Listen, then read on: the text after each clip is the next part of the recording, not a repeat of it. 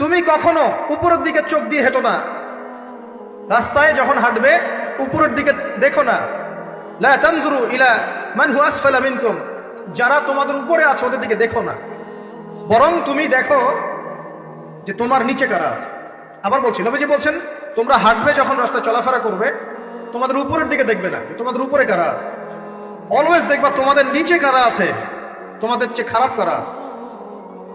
এক ভাইকে আপনি দেখবেন আপনি সুস্থ, তার হাত নাই। আরেক ভাইকে দেখবেন আপনি সুস্থ, তার চোখ নাই। এক ভাইয়ের পা প্যারালাইজড হয়ে গেছে, এক ভাইয়ের বডি প্যারালাইজড, একজন হার্টের রোগী, একজন ডায়াবেটিসের রোগী। আপনি সুস্থ আছেন, অথচ ওই ব্যক্তির অনেক টাকা পয়সা আছে, আপনার নাই। এখানে কে ধনী বলেন দেখি, আপনি না সে? আপনার সুস্থতা আছে। আরেক ভাইয়ের অনেক বড় বড় ফ্ল্যাটস, কিন্তু আপনার এতটুকু নাই, ছোট্ট একটা বাসা। আপনার কষ্ট লাগে, আমারও যদি এমন হতো।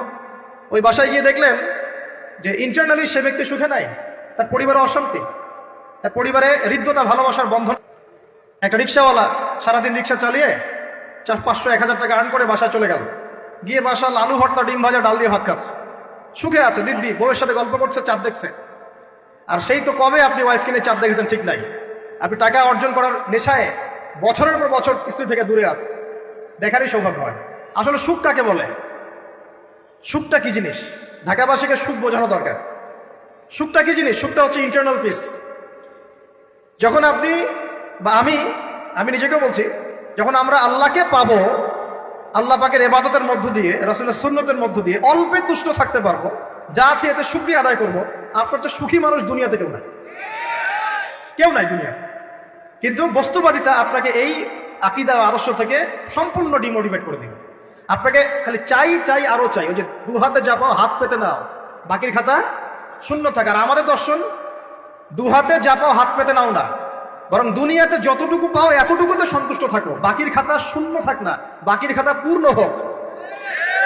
মানে পরকালটা বাকির খাতা না, পরকালের বাকির খাতাটা পূর্ণ হোক। প্রয়োজনে দুনিয়ার সব চলে যায় যাক, প্রয়োজনে দুনিয়ার সব যদি চলেও যায় যাক, তারপরে বাকির খাতা কি হোক? পূর্ণ হোক।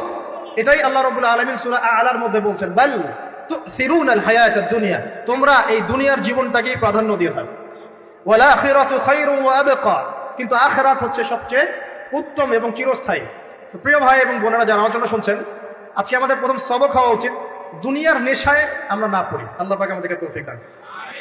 এর মানে এই না আমরা দুনিয়ার প্রোগ্রেসে যাব না, অবশ্যই যাব, আমরা অবশ্যই যাব। পুরো ন্যাশন জাতিগতভাবেই আমাদেরকে এই ওয়ার্ল্ডের সমকক্ষ তো হতে হবে, হবে কি না? আমরা কি ওয়ার্ল্ডের সমকক্ষ হতে পেরেছি? আপনাদের কি মনে হয় যে মিলস, ইন্ডাস্ট্রিজ, ফ্যাক্টরিজ, সেতু, ফ্লাইওভার এগুলো করলেই মনে হয় যে ওয়ার্ল্ডের সমকক্ষ হওয়া যায়?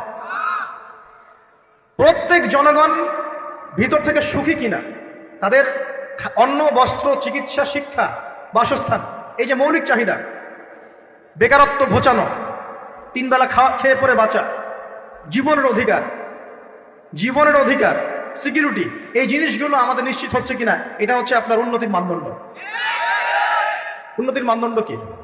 আমরা এখন যেখানে আছি না, 1776 সালে অ্যাডাম স্মিথ তার চেয়ে আগের জায়গায় ছিল। 1776 সালে অ্যাডাম স্মিথ একটা বই লিখেছেন, তার নাম হচ্ছে যে দ্য ওয়েলথ অফ নেশন, এই কিভাবে একটা রাষ্ট্রের ওয়েলথ ফাংশন করে। ওই 1776 সালে তিনি যে চিন্তাগুলো করেছেন, এখন পর্যন্ত আমরা সেই চিন্তা বাস্তবায়ন করতে পারি নাই। 1776 সালের চিন্তা, কিন্তু ওই চিন্তা বাস্তবায়ন করেছে পশ্চিমারা। পশ্চিমা সভ্যতা যেটা আপনি দেখছেন দাঁড়িয়ে আছে, এই একটা বইয়ের উপর দাঁড়িয়ে আছে। যেমন একটা এক্সাম্পল দিই, আলোচনা কঠিন হয়ে যাবে, অন্যদিকে যাব। আমরা মনে করি যে অর্থনীতি আমরা নিয়ন্ত্রণ করব, ঠিক আছে, অর্থনীতির পুরো বিষয়গুলো আমরা নিয়ন্ত্রণ করে আমরা সমৃদ্ধি নিয়ে আসবো। আসলে বিষয়টা কি জানেন? অর্থনীতির নিজের একটা ফ্লো আছে, ও নিজেই নিজেকে নিয়ন্ত্রণ করে, এবং তার উপর একটা ইনভিজিবল হ্যান্ড থাকে, অদৃশ্য হাত, যেটা আমরা বলি আল্লাহ রাব্বুল আলামিন। আল্লাহ রাব্বুল আলামিন এই পুরো অর্থনীতিকে নিয়ন্ত্রণ করে। আমরা যখন সেটাকে ইন্টারফেয়ার করতে যাব, তখন ইকোনমি কলাপস করে যাবে। এই যে করছে কলাপস। আরো ব্যাপার আছে, শুধু ব্যবসা, অর্থনীতি, এক্সপোর্ট ইম্পোর্ট, এগুলোকে তিনি জাতির মানদণ্ড বলতেন না।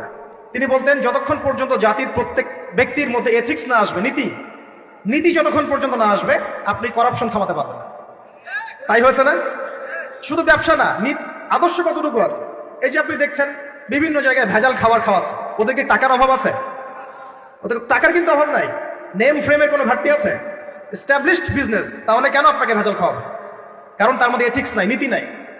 এই জন্য জাতির প্রত্যেক সদস্যকে, মানে প্রত্যেক জনগণের প্রত্যেককেই আগে নীতিগত শিক্ষা দেওয়া উচিত। আর এই কাজটাই করে ইসলাম। আল্লাহ সুবহানাহু। এই এথিক্স এবং নীতি শেখায় কে? ইসলাম।